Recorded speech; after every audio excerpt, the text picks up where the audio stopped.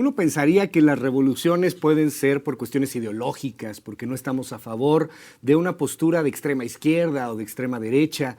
Uno pensaría que las revoluciones, que las guerras pueden ser por un sentido inclusive religioso, por un sentido más bien mental, más bien del gran debate, ya sea académico o no, ya sea del poder del pueblo o del poder de la clase que tiene dinero. Uno pensaría que por ahí van las revoluciones, pero la neta es que las revoluciones empiezan por aquí, por el estómago, por el hambre. Esto es Punto Cero. Hoy platicamos sobre Venezuela. ¿Cuál es el futuro de Venezuela? ¿Qué va a pasar con un país al cual ya ni siquiera tiene para poder comer, literalmente? Punto Cero, Luis Cárdenas, MX, Twitter y Facebook. Comenzamos. Estamos de la fregada. Si en la emergencia epidemiológica... Creo que eso no me va a caber en la cartera. Pues uno te hizo ganar, pues tú vas a jalar con uno, pues viejo, ¿no? Todo por el cochino dinero. ¿Por qué le tiene tanta admiración a un dictador?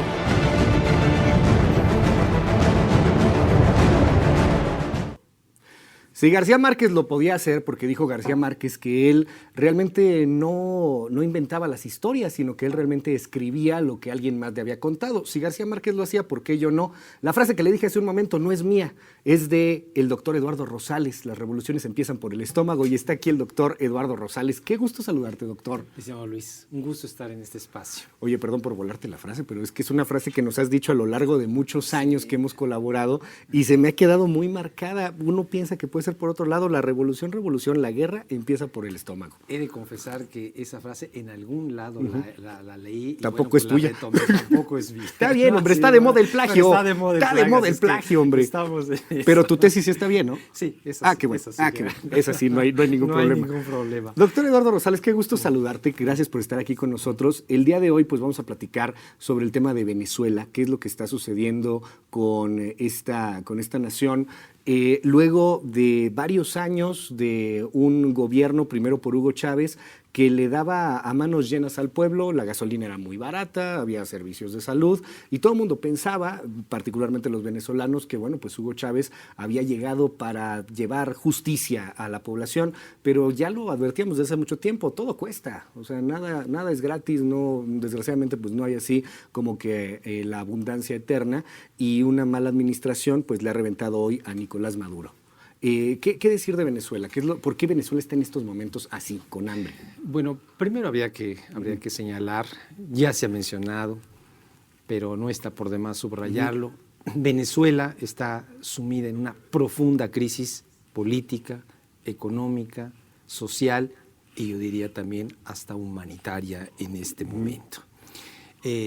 Además, sí hay que señalarlo, me parece que el planteamiento, el programa, la propuesta chavista coincidió con una época de bonanza petrolera y de muy altos precios del hidrocarburo. Aquí vendíamos en $100 el barril, que en la época de Calderón, ahí finales de Fox, nos iba muy bien. Era una cosa, sui generis, muy particular por distintos factores internacionales, ¿no? Es muy cierto.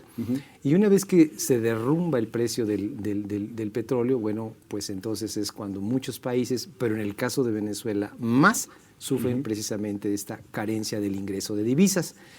Más del 90%, quizá más del 95% de los ingresos de divisas en Venezuela provienen de la venta del petróleo. Pero además algo que tú ya señalabas hace unos instantes muy acertadamente, una pésima administración por parte del Estado, muy ineficiente y yo diría también ya con elementos muy claros y muy agudos de corrupción.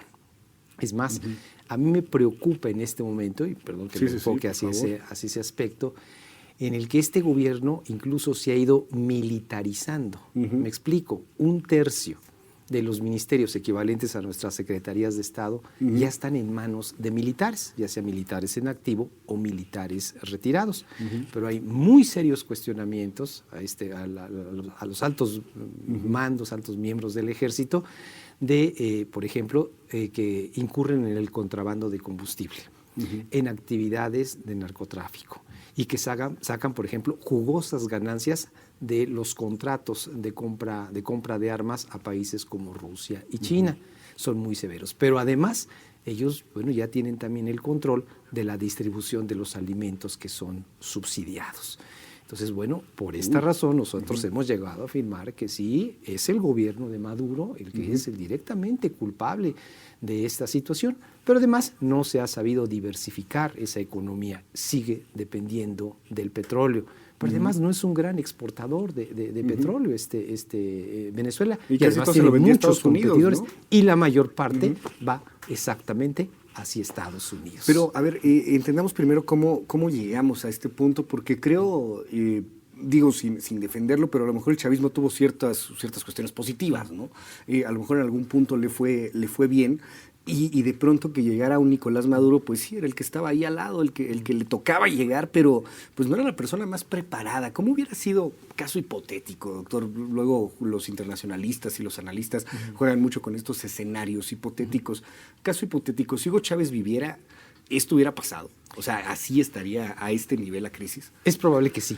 O sea, era ya... Es probable que sí, sí, porque esto que se llama el famoso socialismo del siglo XXI y la revolución bolivariana es un proyecto que ya dio todo lo que tenía que dar y que demanda una enorme cantidad de recursos.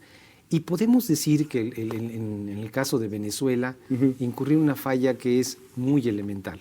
Ha gastado mucho más de lo que recibe.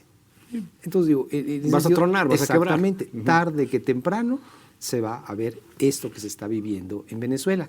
Pero además, si nosotros nos damos cuenta, el Hugo Chávez joven, el de los inicios de su primera administración, efectivamente tuvo algunos logros, hay que destacarlos, redujo la pobreza, por ejemplo, como una cuestión, aumentó también la cuestión de la educación, el porcentaje de educación, en fin, tuvo algunos logros indiscutibles, pero poco a poco se fue desgastando. El poder desgasta, Sí, y claro. más cuando tenemos estos desequilibrios. Y cuando lo quieres tener de manera totalitaria y absoluta, Exacto. que pues ¿cuál socialismo del siglo XXI? ¿O cuál es la novedad? Es otra dictadura latinoamericana. Absolutamente. Y ya en las siguientes elecciones iba disminuyendo el porcentaje, el margen por el que le ganaba a sus contrincantes. En el último fue verdaderamente pequeño. Y llega después Maduro. Un Maduro que llegó con muy escaso porcentaje sobre su rival.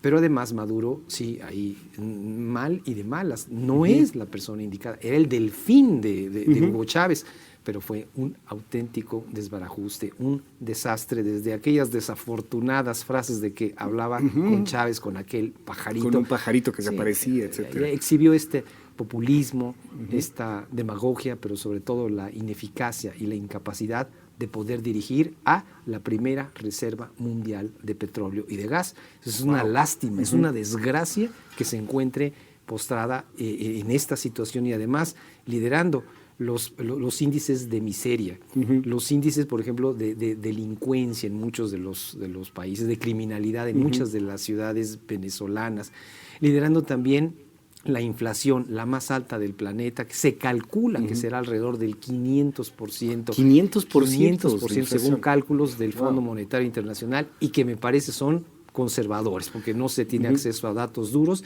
y, por ejemplo, devaluación.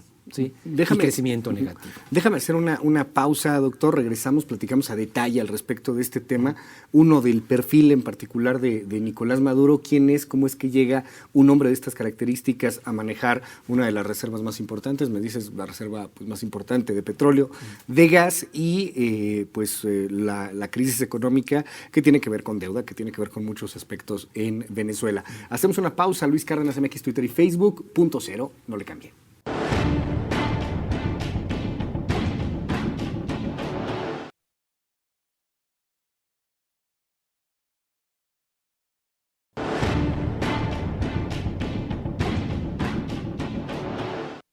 Seguimos platicando aquí en Punto Cero sobre la crisis en Venezuela, sobre cómo distintos factores en la política, en las decisiones de los gobernantes venezolanos, pues la llevaron a esta situación.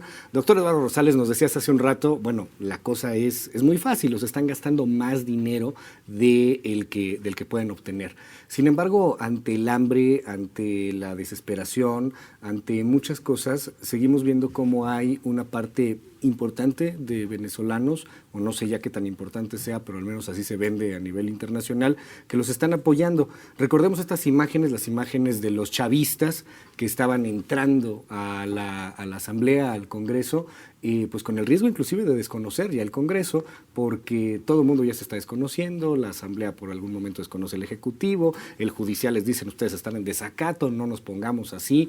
¿Qué es lo que sucede para que haya gente que todavía sigue apoyando este gobierno, para que haya todavía una cantidad importante de personas que digan, no, Nicolás Maduro es la solución, aunque pues todo indica, si fuera una fórmula matemática, que están pues a punto de estar en totales negativos?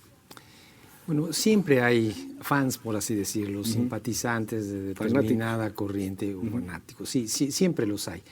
Y generalmente son personas que por lo menos probablemente no les va tan mal en esta crisis, que por alguna razón tienen un poco más de ingreso y los medios para poder adquirir medicinas y para poder adquirir los alimentos. Aquí hay ganones, porque en todos lados hay un ganón, ¿no? Por supuesto. ¿Y aquí quiénes ganan? Por ejemplo, la burocracia y, por ejemplo, las familias de los militares. Entonces, son grupos muy cobijados. Entonces, evidentemente, son los que le brindan el apoyo. Los miembros del Partido Socialista Unificado de Venezuela, en fin, como es esa gran masa que evidentemente... Claro. Pero y es la burocracia, ¿no? Que es lo que me llama la atención, porque uno lo puede ver, no sé, en las crisis norteamericanas, cuando llega a haber una caída de algo en países más democráticos, obviamente, y pues hay alguien que gana, el que tiene dinero, se caen, no sé, los precios de los bienes raíces, pues vas y compras, le inviertes, hay momentos de comprar, hay momentos de vender, pero en este caso quien está ganando es quien está pegado al régimen, si no, no ganas. Sí, ya sea como burocracia o como también empresas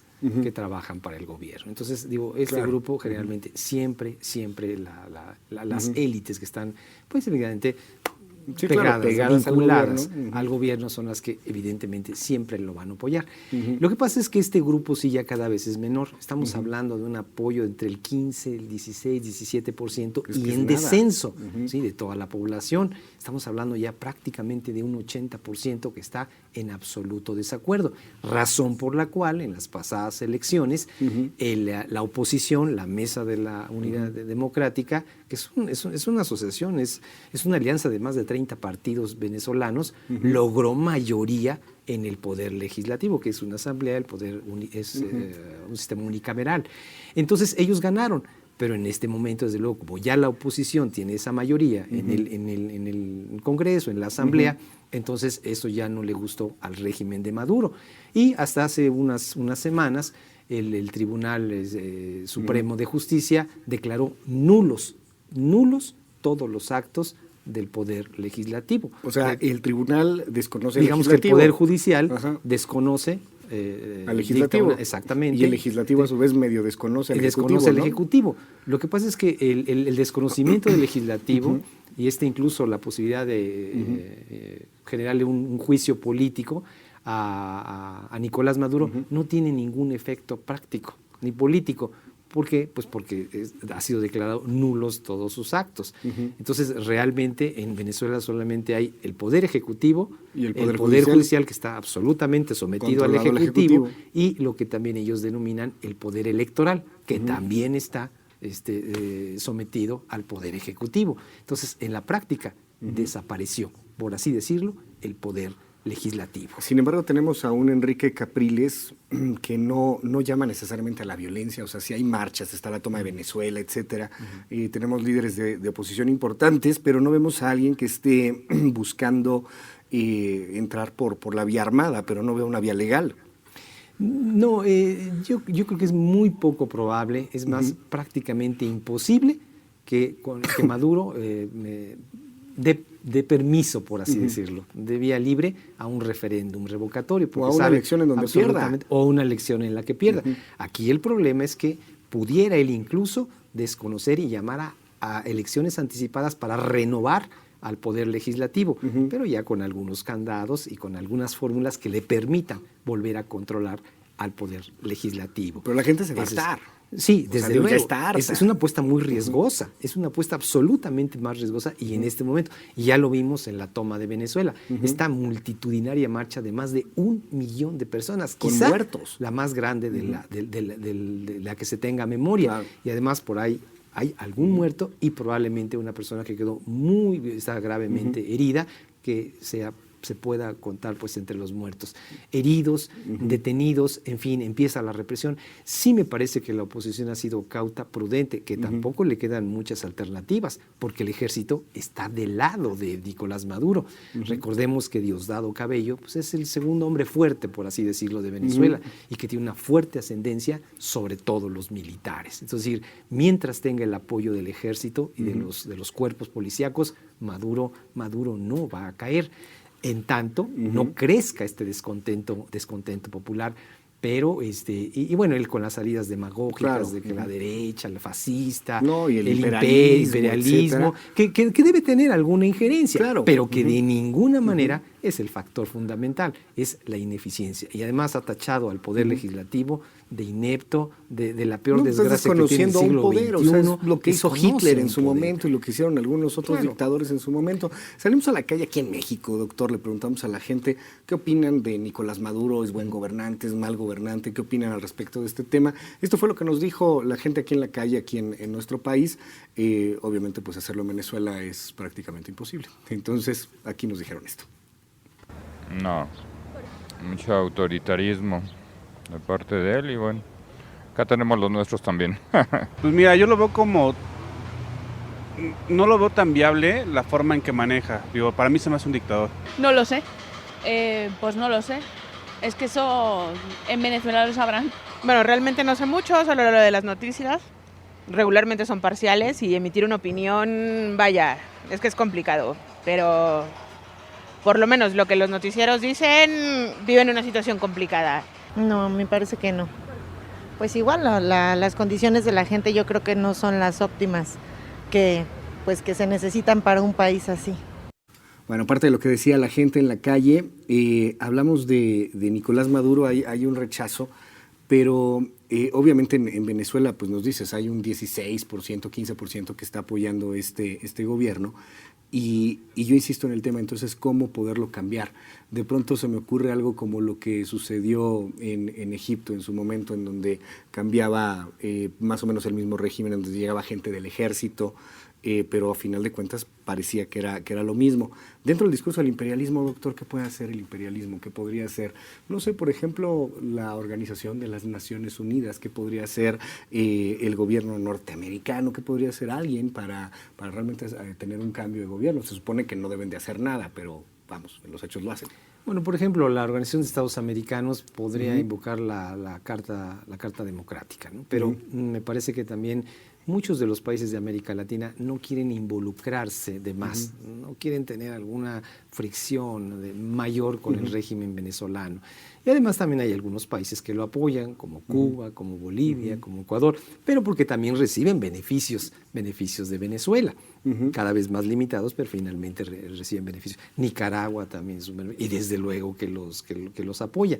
Sin embargo, también hay que señalar que hay muchos países que antes eran pues aliados de Venezuela, que lo han dejado solo, como Argentina o como Brasil, o incluso que Chile, que se mantenía a distancia, pero pues ahora se vuelve un poquito más crítico y le piden al régimen de Maduro que lleve a cabo este referéndum revocatorio, que dicho sea de paso, puede gustar o no la figura del referéndum en muchos países, pero, por ejemplo, en Reino Unido se llevó a cabo, gustó o no, imprudencia o no, pero finalmente se llevó a cabo y se respeta la voluntad popular. En Colombia, algunos muy cuestionaron este referéndum con la relación a los acuerdos con las FARC, pero finalmente vino la determinación por muy escaso porcentaje de margen y sin embargo se respeta. Y en un país que se precia, que por lo menos en el discurso madurista se dice democrático, ¿sí? El ejemplo de la democracia, bueno, ¿por qué no entonces? Claro, pero es un contrasentido. De facto no está. De facto es una absoluta autocracia lo que se está viviendo en Venezuela y pues podríamos decir también para efectos prácticos ya una cuasi dictadura. Vamos a hacer una pausa, doctor. Seguimos platicando sobre el tema de Venezuela. Esto es Punto Cero. Seguimos con más.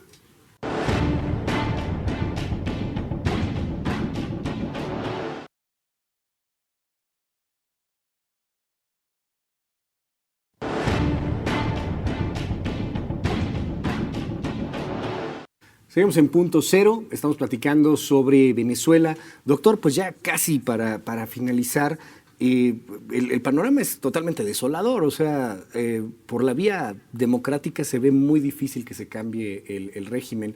Quizá podría llegar un Diosdado Cabello fingiendo ahí que tiran a un Maduro, pero sigue siendo exactamente lo mismo. Y el hambre continúa, las enfermedades continúan, el desabasto continúa, no hay dinero. Entonces, pues no hay una posibilidad de un cambio por la vía pacífica. ¿Qué es lo que puede pasar? O sea, ¿ves una revolución armada, una guerra civil, algo por el estilo? Triste y penosamente vemos sí la posibilidad de la insurrección popular, no sé, incluso hasta una corte civil, ¿no? Una organización civil más factible en este momento que la posibilidad de un diálogo. Porque yo veo, me acuerdo, no sé, de otros temas como Ucrania o como Egipto, etcétera, donde se levanta el pueblo, en algún momento el ejército está contra el pueblo, ven que ya no es políticamente viable que continúe el régimen, y el ejército finge, no, ahora estamos con el pueblo, pero pues igual porque ahí van a meter a un mismo líder, ¿no? Y sigue la cosa igual. Sigue la cosa igual. Aquí me parece que mientras Maduro tenga el apoyo del ejército y de los cuerpos policíacos es verdaderamente difícil. Solamente por ahí podría venir el derrumbe, la caída de Nicolás Maduro. Pero la oposición me parece que no tiene otro instrumento que llevar a la movilización, a las marchas, a las propuestas que sí efectivamente le generan un desgaste al gobierno y a la imagen de Nicolás Maduro, y quizá aumente la presión internacional también para un cambio de régimen. Pero yo veo muy difícil, por ejemplo, que Maduro quiera respetar derechos humanos. Yo veo muy difícil que Maduro quiera respetar la libertad de expresión. Bueno, no permite ni que entre periodistas y cuando entra lo saca. Pues entonces, digo, ¿cómo es muy difícil que pueda liberar a los presos políticos. Tenemos ahí ya la sentencia de 14 años contra Leopoldo claro. López. Y las dejaciones que ha tenido Lilian Tintori a los niños, ¿no? A sus hijos, así. Y todas las esposas de los que van a prisión. Entonces, terrible. Yo veo muy difícil que eso cambie y que realmente haga el ejercicio democrático y con la famosa, con el famoso referéndum revocatorio.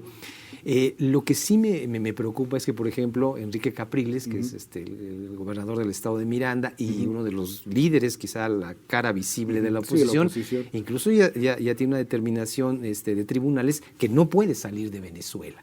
Entonces, para detenerlo en algún momento, exacto, para que acompañe a Leopoldo López. Y aún así se abre este diálogo con la oposición, porque están de moda los diálogos por el tema de Colombia y las FARC y muchas cosas. Pero pues, ¿qué vas a dialogar? O sea, ya no hay nada que dialogar con una oposición que no te quiere y con un pueblo que tiene hambre. No, y llega también ya en un momento tardío. Sí, claro. ya la propuesta de diálogo. Esto lo hubiera planteado hace un año, cuando menos era hace un año, para tratar de encontrar realmente algunas alternativas. Ahora, un diálogo es fructífero cuando las dos partes están dispuestas a ceder, ¿sí? Pero cuando vemos de la parte gubernamental que no hay ninguna disposición precisamente para ofrecer algo, ¿sí? Alguna solución, pues entonces el diálogo está condenado a fallar, absolutamente. Es un diálogo, insisto, sí desde el gobierno, pero desde un gobierno que no tiene legitimidad. Exacto. O sea, también qué legitimidad le vas a dar a un gobierno que no se va. O sea, cuando hablas con la guerrilla, haciendo la comparación con las FARC, pues sí tienes ahí a un asunto que está fuera del Estado, que es metalegal, obviamente está cometiendo delitos, atrocidades, etcétera, pero ahí se puede, digamos, llegar a un diálogo porque hay una legitimidad del gobierno para platicar con esta fracción metalegal, pero acá pues no es legítimo.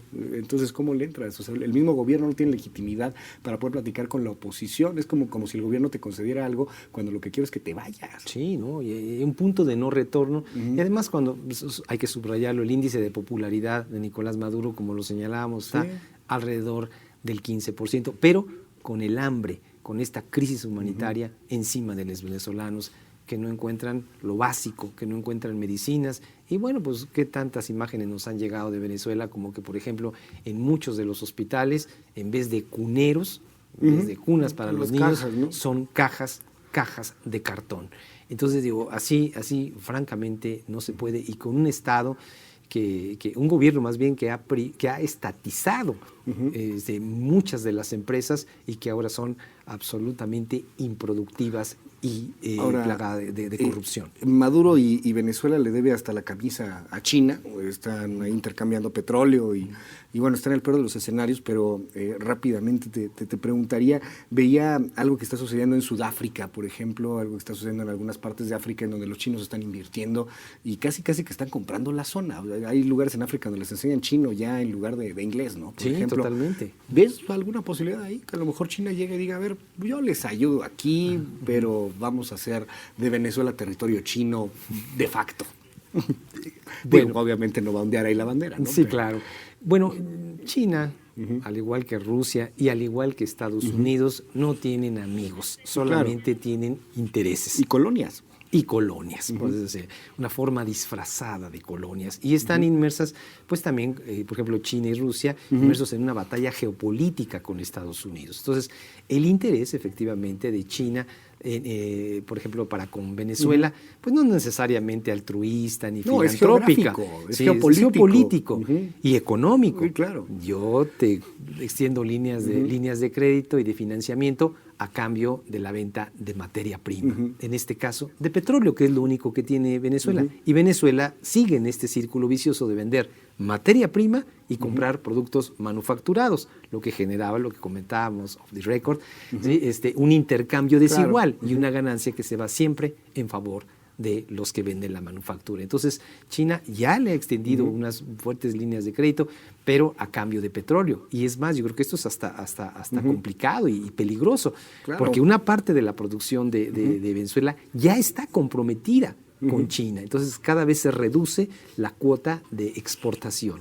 Y además, con los precios que no acaban de recuperar los niveles anteriores, vemos el panorama verdaderamente difícil y más la probabilidad del estallamiento social, de la violencia, más que la posibilidad del diálogo. Ojalá y quepa la cordura, ojalá haya en el ejército, en el gobierno, alguna propuesta sensata que pueda darle una salida pacífica a esto que es una olla, francamente, a punto de estallar. Una olla express ya al borde de la explosión.